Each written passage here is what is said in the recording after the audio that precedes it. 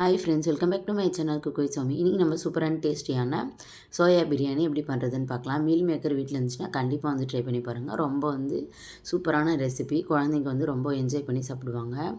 நீங்கள் chicken mutton biryani செய்ய முடியாத சமயங்களில் இந்த ட்ரை பண்ணி பாருங்கள். ரொம்ப டேஸ்டியாக இருக்கும். இன்றைக்கி நான் நார்மல் ரைஸில் தான் பண்ணியிருக்கேன் ஃப்ரெண்ட்ஸ். நீங்கள் பார்த்திங்கன்னா பிரியாணி ரைஸில் செஞ்சு பாருங்கள். ரொம்ப சூப்பராக இருக்கும். ரொம்ப டேஸ்டியாகவும் இருக்கும். இப்போ நம்ம மீல் மேக்கர் எடுத்திருக்கோம். ஒரே ஒரு துண்டு பட்டை, கிராம்பு, அதுக்கப்புறம் பிரிஞ்சி இலை, 2 பச்சை மிளகாய், இஞ்சி பூண்டு பேஸ்ட்டு, வெங்காயம், தக்காளி, மட்டன் மசாலா, மிளகாய்த்தூள், அதுக்கப்புறம் பார்த்திங்கன்னா புதினா, மல்லி.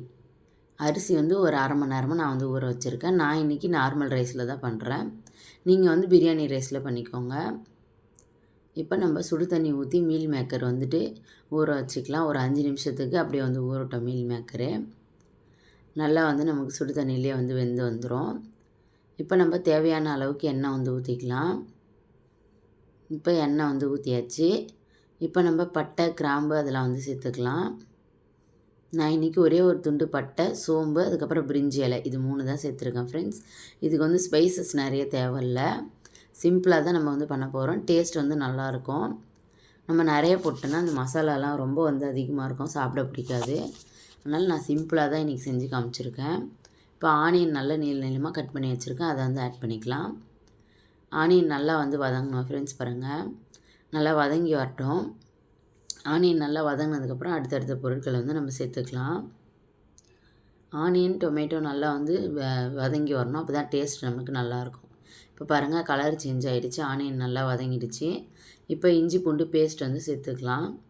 சேர்த்து அதுவும் நல்லா வதக்கி விட்டுருங்க. இஞ்சி பூண்டோட அந்த பச்சை ஸ்மெல்லாம் போனோம். இப்போ பச்சை மிளகாய் நம்ம சேர்த்துக்கலாம். இஞ்சி பூண்டு பச்சை மிளகாய் சேர்த்துக்கலாம். இஞ்சி பூண்டோட ஸ்மெல்லாம் போயிடுச்சு. 2 பச்சை மிளகாவை உடச்சிட்டு சேர்த்துருக்கேன். முழுசாக சேர்த்துறாதீங்க, வெடிக்கும் பச்சை மிளகாய். இந்த மாதிரி உடச்சிட்டு சேர்த்துக்கோங்க. இப்போ மீல் மேக்கர் எல்லாத்தையும் தண்ணி எல்லாத்தையும் நம்ம பிழிஞ்சு எடுத்தாச்சு. இந்த மாதிரி மீல் மேக்கர் ரெடியாக இருக்குது பாருங்கள். இப்போ நம்ம மீல் மேக்கருக்கு ஒரு மசாலா ரெடி பண்ண போகிறோம். அதுக்கு ஒரு பேன் வச்சுருக்கேன். வச்சுட்டு கொஞ்சமாக ஆயில் ஆட் பண்ணியிருக்கேன். அதில் மிளகாய்த்தூள் கொஞ்சமாக சேர்த்துருக்கேன். இப்போ மட்டன் மசாலா கொஞ்சமாக நான் ஆட் பண்ணியிருக்கேன். நம்ம மட்டன் டேஸ்ட் வரணுன்றதுக்காக நான் மட்டன் மசாலா சேர்த்துருக்கேன். உப்பு சேர்த்துக்கலாம். இது கரிஞ்சிடாமல் சிம்மிலே வச்சு நல்லா கலந்து விட்டுருங்க. இப்போ நம்ம மீல் மேக்கர் சேர்த்து இதில் மேரினேட் பண்ணி எடுத்துக்கலாம். இதனால் மீல் மேக்கரில் பார்த்திங்கன்னா நல்லா அந்த ஸ்பைசஸ்லாம் ஊறி நல்லா டேஸ்ட்டாக இருக்கும். நம்ம சாப்பிடும்போது ஒரு சிக்கன் மட்டன் சாப்பிட்டா எந்த மாதிரி டேஸ்ட் இருக்குமோ அந்த மாதிரி சூப்பராக இருக்கும். அதுக்காக தான் இந்த மாதிரி பண்ணுறோம். நல்லா கலந்து விட்டுருங்க. ரொம்ப டேஸ்டியாக இருக்கும் ஃப்ரெண்ட்ஸ். கண்டிப்பாக இந்த ரெசிபி ட்ரை பண்ணி பாருங்கள். இப்போ இது எல்லாத்தையும் நல்லா மசாலாவில் கோட்ட ஆகிற மாதிரி நம்ம கலந்து விட்டுகிட்டே இருக்கணும். அடுப்பு சிம்மில் தான் வச்சுருக்கணும். ஏன்னா மசாலா கரிஞ்சிடக்கூடாது. இப்போ நம்ம அடுப்பு ஆஃப் பண்ணிக்கலாம். இப்போ பார்த்திங்கன்னா வெங்காயம், இஞ்சி பூண்டுலாம் நல்லா வதங்கிடுச்சு. இப்போ தக்காளி ஆட் பண்ணிக்கலாம். இப்போ நீளமாக கட் பண்ணி வச்சுருக்க தக்காளி சேர்த்தாச்சு. நான் 4 வெங்காயம் 4 தக்காளி சேர்த்துருந்தேன் மீடியம் சைஸில். நீங்கள் எந்தளவுக்கு ரைஸ் சேர்க்குறீங்களோ அதுக்கேற்ற மாதிரி கூட குறைச்சி சேர்த்துக்கோங்க. இப்போ எல்லாத்தையும் நல்லா வதக்கி விட்டுறலாம். இப்போ நமக்கு மீல் மேக்கர் சூப்பராக ஃப்ரை ஆகிடுச்சு பாருங்கள். இந்த அளவுக்கு நல்லா கோட்டாயிருக்கணும். அதில் நம்ம சேர்த்துருக்க மிளகாய்த்தூள், உப்பு எல்லாம். இப்போ அடுப்பு ஆஃப் பண்ணி இது ஓரமாக வச்சிடலாம். இது அப்படியே இருக்கட்டும். இப்போ நம்ம வெங்காயம், தக்காளி நல்லா வதங்கிடுச்சு. இப்போ கொஞ்சமாக உப்பு ஆட் பண்ணிக்கிறேன். இப்போ மட்டன் மசாலா ஆட் பண்ணிக்கலாம். நம்ம வேறு எந்த ஒரு மசாலாவும் சேர்க்க போகிறதில்ல. மட்டன் மசாலா மட்டும்தான் சேர்த்துருக்கேன். மிளகாய்த்தூள், அவ்வளோதான் நமக்கு ஸ்பைசஸ்ஸு. ரொம்ப நம்ம ஸ்பைசஸ் எதுவும் சேர்க்கல ஃப்ரெண்ட்ஸ். பாருங்கள், நீங்கள் உங்கள் காரத்துக்கு ஏற்ற மாதிரி சேர்த்துக்கோங்க. நான் மீடியமான காரம் தான் சேர்த்துருக்கேன். இப்போ புதினா, மல்லி சேர்த்துக்கலாம். புதினா, மல்லி சேர்த்து நல்லா வதக்கி விட்டுருங்க. இப்போவே பார்த்திங்கன்னா நல்லா வாசம் வர ஆரம்பிச்சிருக்கோம். ரொம்ப டேஸ்டியாக இருக்கும். கண்டிப்பாக இந்த மெத்தடில் ட்ரை பண்ணுங்கள். இப்போ புதினா, மல்லியோட வாசம் நல்லா வந்துடுச்சு. இப்போ இன்னும் கொஞ்சமாக நான் புதினா சேர்த்துக்கிறேன். நம்ம புதினா, மல்லி எந்தளவுக்கு சேர்க்குறோமோ அந்தளவுக்கு நல்ல ஒரு ஸ்மெல் கிடைக்கும் நம்மளோட பிரியாணிக்கு.